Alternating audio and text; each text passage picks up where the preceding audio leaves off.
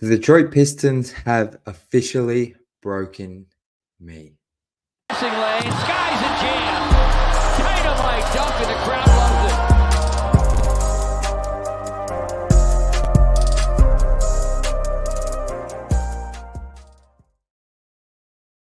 Welcome back to Pistons Intellect. I'm your host, Jack Kelly. You can follow me on Twitter at Jack_Kelly_313. And before we get into today's show, feeling so kind, please hit that subscribe button. Man, how many times can you use the phrase when you think it couldn't get any worse? Like worst, bad, horrible, horrific, pain. I've used every single one of those words. I feel like in the titles of my videos, on the thumbnails, like those words they've become a part of my regular vocabulary when discussing this team. And title of this video is The Detroit Pistons Have Officially Broken Me. And promise the purpose of this video isn't to be like a self-indulgent, like poor me. It's more just like, I don't know. This season is an absolute disaster. And I don't know what else to say anymore. My intentions behind this channel originally were to watch a up and coming, exciting, developing team and kind of highlight fun things here and there, as well as just sort of break down some of the things seeing on court. Like prior to this season, I generally was very positive and a glass half full kind of person when watching the Pistons. But aside Cade Cunningham's kind of ascendance as what feels like an all-star caliber player, there hasn't been much to cheer about since the first 8 games or so. And I think today's game just broke me, and I'm going to go through some of the things that are just bamboozling to me, which has led me just to be completely dumbfounded by the decisions that Monty Williams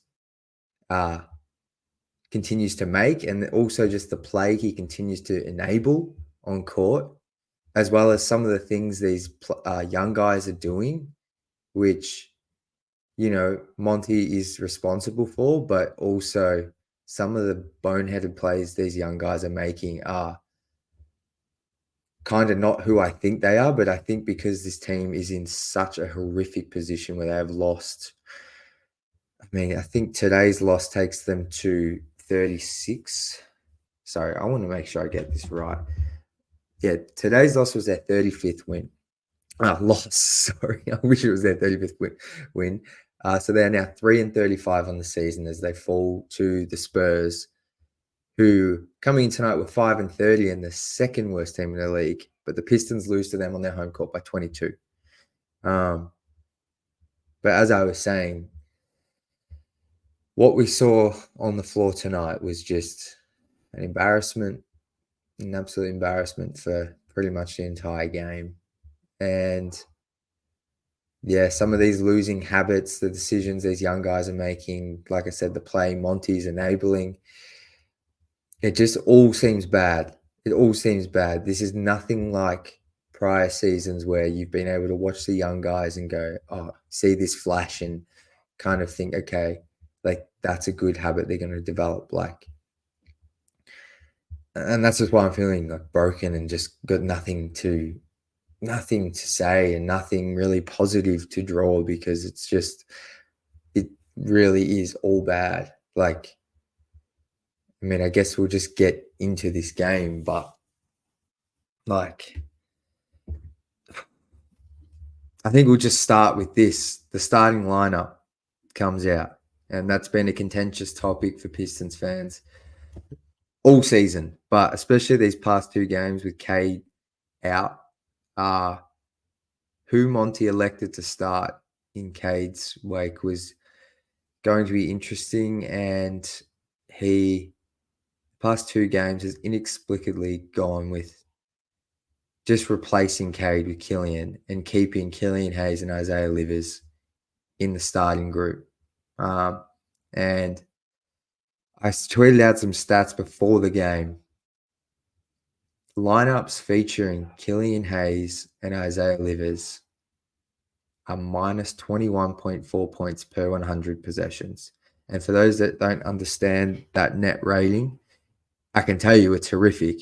And Cleaning the Glass actually put percentiles on these net ratings so you can see where they kind of rank in the league. And when the Pistons played Killian at point guard and Livers at small forward, any Piston 5-man lineup ranks in the first percentile. And before you get excited and think that's a good thing, the first percentile is basically the worst percentile you can be in. A good rating would be in the 70th percentile or higher, and an elite rating, a really good 5-man unit would be like 85 or higher in percentile. And just another quick one. When Livers is at the power forward position and Killian's at the point guard position, the Pistons are negative 27.6 points per 100 possessions, which ranks in the, I don't even know how you say this, but ranks in the 0 percentile. Like it's absolute bottom of the barrel. And both these lineups and net ratings I'm reading out, these guys have played 300 possessions together. They've played plenty of possessions and enough minutes for you to say, this doesn't work. So from the outset, the Pistons were doomed. Part of me thought, okay, there's no Cade, but they're on their home floor. They just got embarrassed against the Kings last night. They had embarrassing defensive lapses. The defense was discussed. I mean, defense has been horrific all year. It's been the worst part of the Pistons game by far. And I discussed that a little bit in my last video just about Jalen Duren's really poor pick and roll defense and overall team defense, really. And he's not the only one to fault, but he got absolutely killed by Sabonis last night. So you would think, all right, he's got the matchup with Wemby tonight. Defensively, let's see how he goes. Using his physicality, making life tough for Wemby. Obviously, Wemby can shoot over the top of him. That's the thing Wemby can do whenever he wants against anyone in the league because of his size. But I thought, okay, Jalen's going to, he can rough him up a bit. But Victor Wembanyama became the tallest player to put up a triple-double with assists tonight. He also did it in 21 minutes, and he also did it without a single turnover. So I think that's all you need to hear about how that matchup went. Jalen Duren did a little bit offensively, started flashing some stuff off the dribble as a driver, but man, I like this kills me.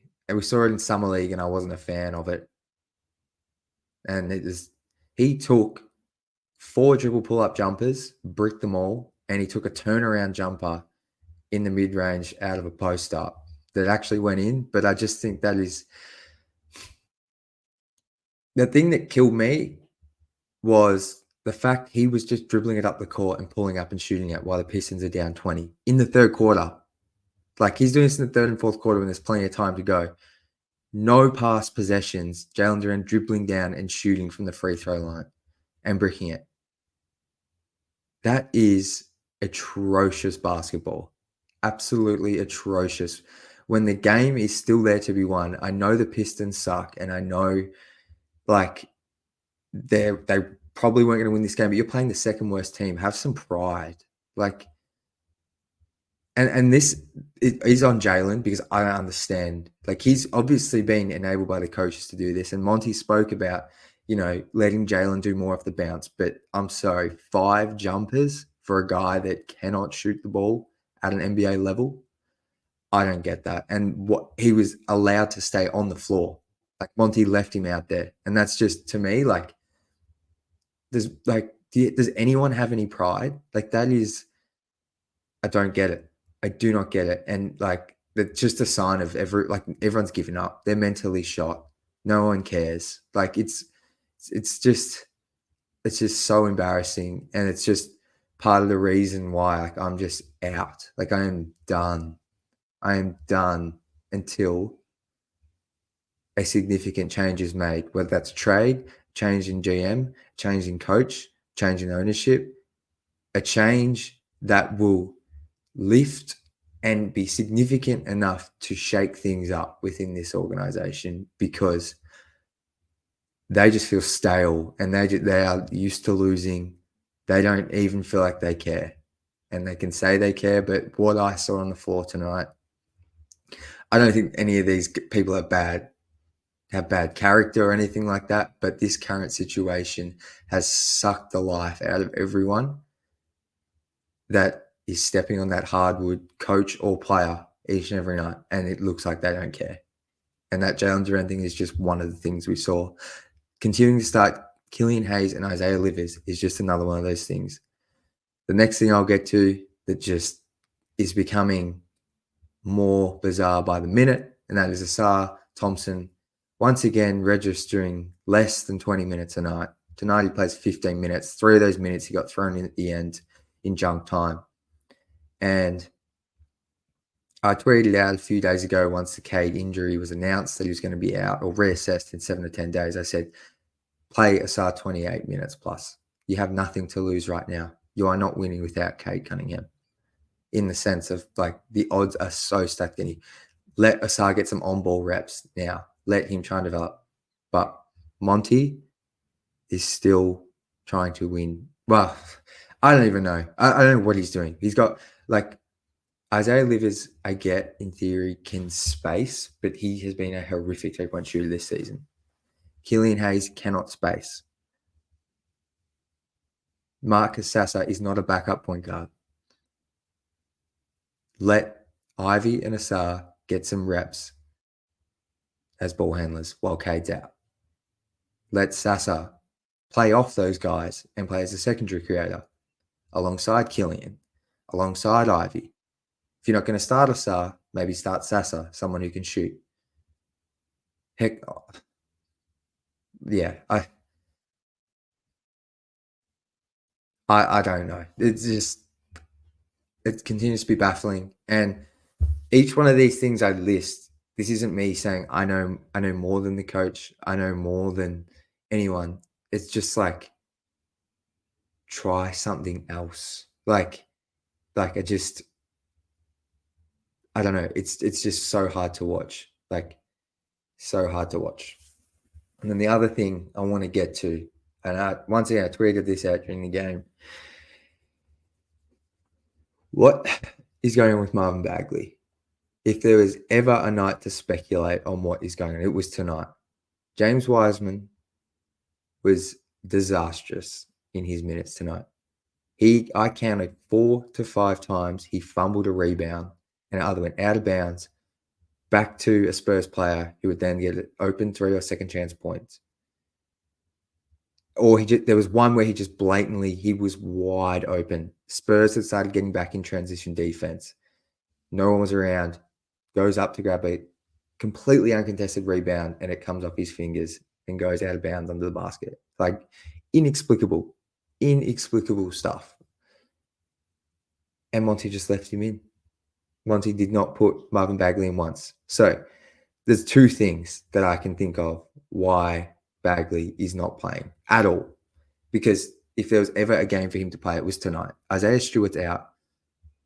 You've been saying you want to give Wise a chance to get comfortable, but he was so bad tonight. Like, any other coach is taking that guy out.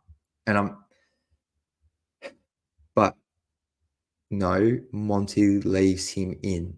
Like, you have, at some point as a coach, I feel like if a player is just that low on confidence and fumbling things, like this was all compounding in like a 5-minute stretch. And then he did it again in the second quarter.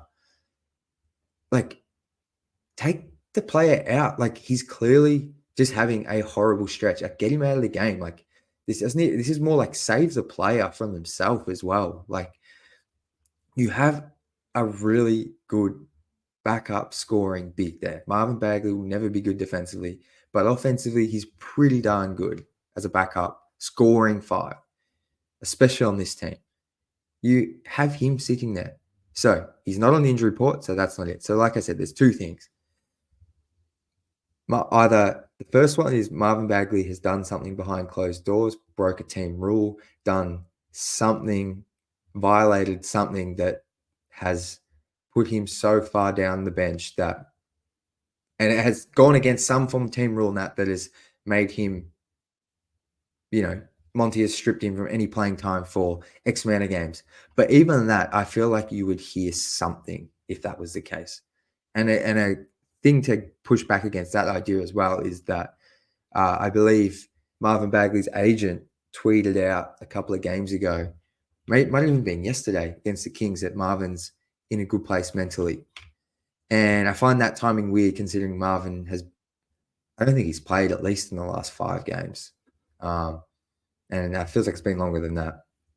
So this is all I can think is going on, especially after tonight. He has to be part of some partially agreed trade. He has to be. He has $30 million this season and $30 million next season on his deal to go. Like there has to be some trade that's being partially agreed upon between the Pistons and another team or multiple teams that has led to Marvin not playing so he can't injure himself and therefore stuff up the deal, because there was no reason he shouldn't have played tonight. Absolutely no reason. James Wiseman was having a horrible game. Jalen Duran did a few things offensively, but honestly, there was times where I would have rathered Marvin Bagley in there just to get a change up. And to not see him out there at all was bizarre. And he's just sitting on the bench there in his warm-ups, seemingly ready to check in, but I feel like there has to be something going on. And I feel like the reason the deal hasn't been made is because potentially the player can't be traded till after January 15th in 4 or 5 days, when pretty much any player who was signed in the past offseason can be traded. So that is what I'm assuming, because I don't know why else he wouldn't play today. But just another one of Monty's baffling decisions. But if it is due to a partially agreed trade, it would make sense why Monty hasn't said anything directly about Bagley not playing and has more been on the side of saying, we want to give Wise a chance and all this, because he can't really comment on that trade. Clearly, it's obvious. So that's my guess there. I hope I'm right. Because but I also know there's a high chance I'm wrong, because just the way some of the rotational decisions Monty's made make zero sense at times. So just on Monty as well, I'm sure some of you might have seen it on Twitter or Instagram stories, but there's a clip of, it looks like a Pistons fan's kind of filming in some members lounge, which sort of has a glass wall and you can see the players' tunnel. And Monty in this video, you just see Monty with his hands on his head, looking absolutely dejected, walking by himself back to the locker room after the final buzzer. And I don't want to read too much into that, because that's just a moment we all get frustrated and go through emotion, waves of emotions. But he looked like a guy that is out of answers. I mean, even his press conferences, all we kind of get is him saying certain things that just blaming himself. I think he's clearly he's out of answers. And I have some sympathy for him, as much as he's frustrated me, because this roster is horrific. It's absolutely horrific. And yes, his decisions haven't been great, but there's no doubt this is the worst roster in the league, and I don't even think it's close.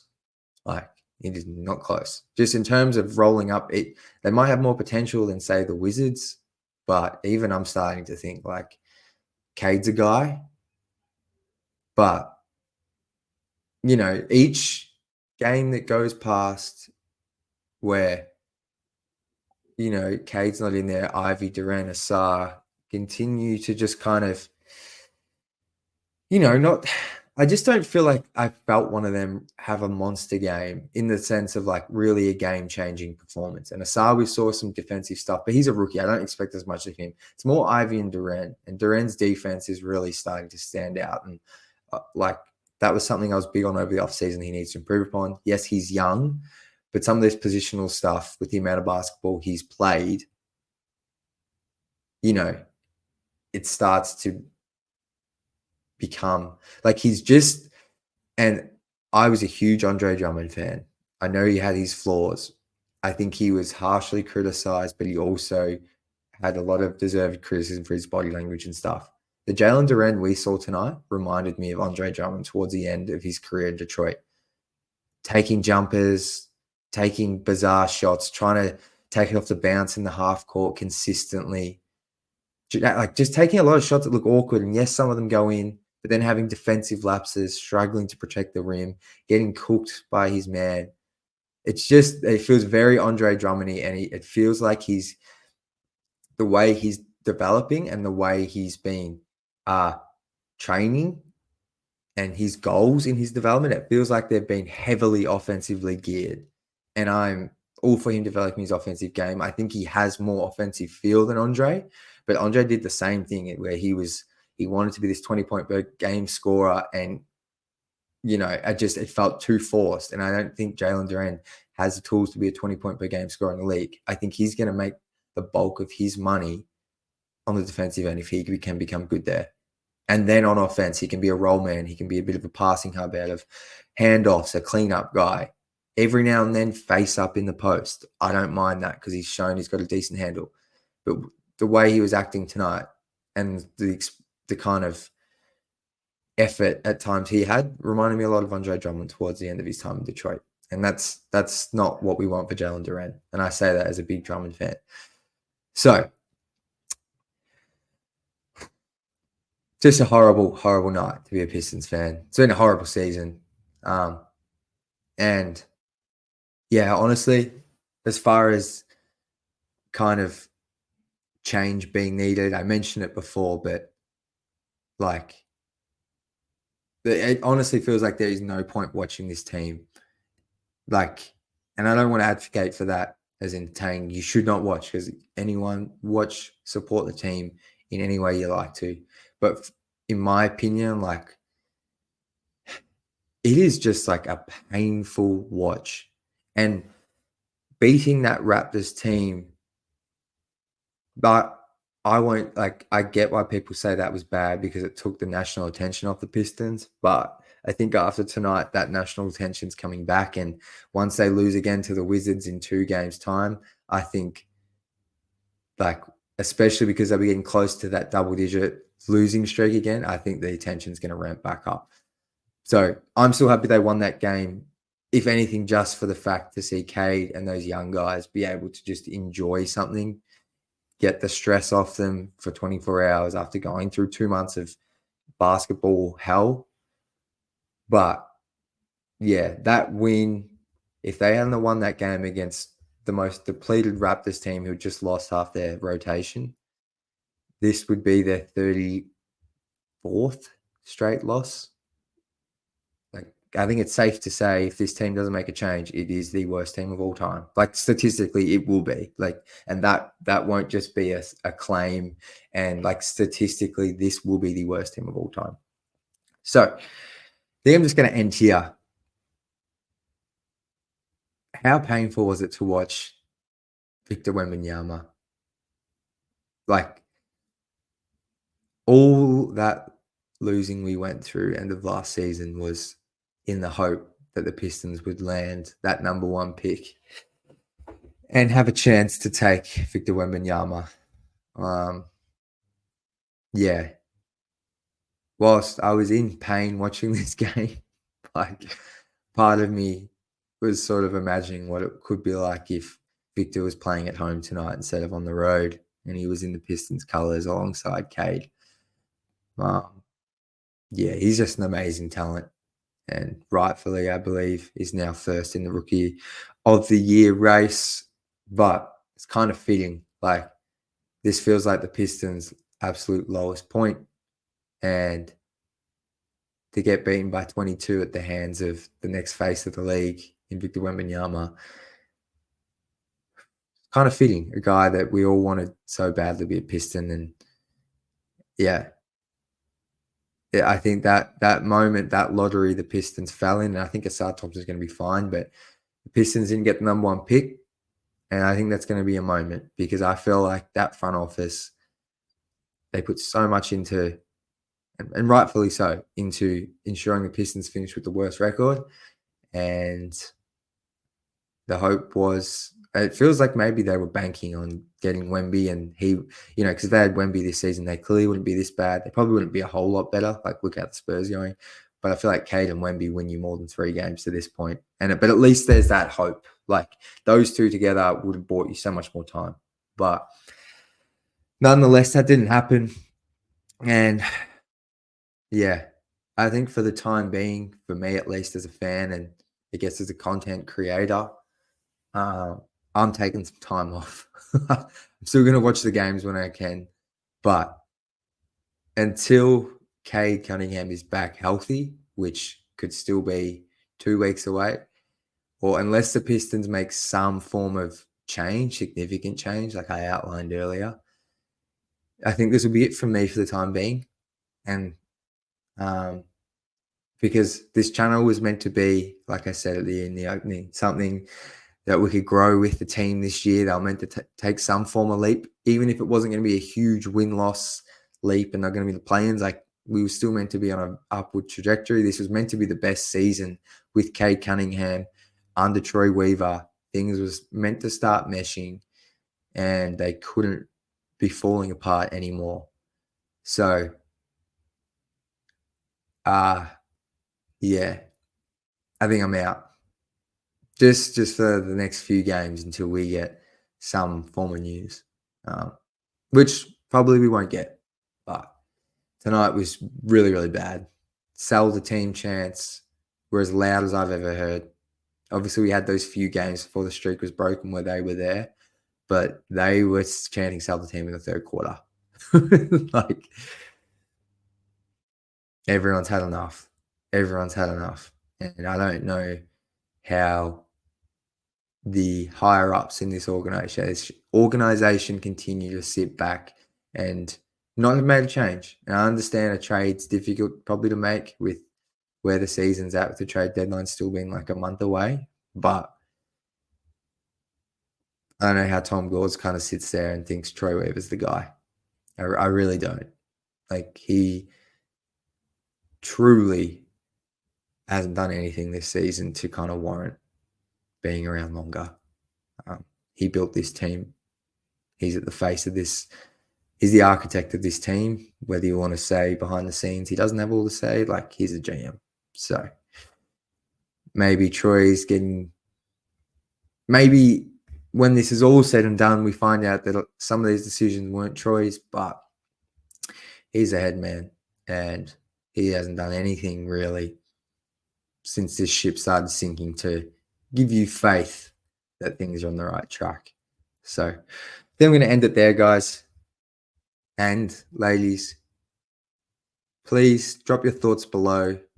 Let all your thoughts out. This is like the lowest point for me personally. I'm sure there's been lower points for others, but yeah, tonight was horrible. I thought they would not win, because I never feel like that, but I thought close loss, at least kind of take it down to the last few minutes and we see what happens, even without Cade. But no, they don't come out with any pride. The body language is horrible once they get down by like 10. You see them drop their heads.